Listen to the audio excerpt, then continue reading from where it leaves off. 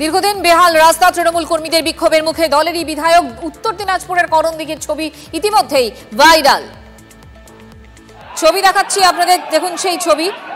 দীর্ঘদিন বেহাল রাস্তা, একের পর এক বিভিন্ন জায়গায়, রাজ্যের বিভিন্ন জায়গায় বেহাল রাস্তার ছবি আমরা তুলে ধরেছি এবং এবার তৃণমূল কর্মীদের বিক্ষোভের মুখে দলেরই বিধায়ক। উত্তর দিনাজপুরের ছবি দেখাচ্ছি, উত্তর দিনাজপুরের করণদিঘির ছবি।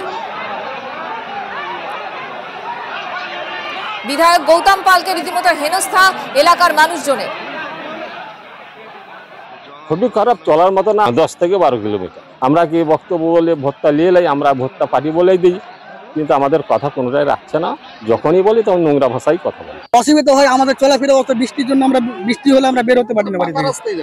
পাকা রাস্তা, পুরো জল, বৃষ্টি, বাড়ি থেকে বের হতে পারছি না। আমরা ভালোর জন্য প্রতিবাদ করতে গেলাম, গ্রামের লোক আজকে সারা রাত্রে ঘুমাতে পারিনি। পুলিশের এত চাপ, আমরা গোটা রাত ঘুমাতে পারিনি। এর আগেও বহুবার কমপ্লেন দেওয়া হয়েছে, এই রাস্তার জন্য ডিপেন্ড করা হয়েছে, কিন্তু কোনো কথায় কর্ণপাতই দিচ্ছে না। যখন ইলেকশন আসে তখন আসলো, আর এই তো মানুষকে মানে বুঝাই সুজাই নিয়ে ভোটটা নিয়ে চলে গেল, বাস হয়ে গেল।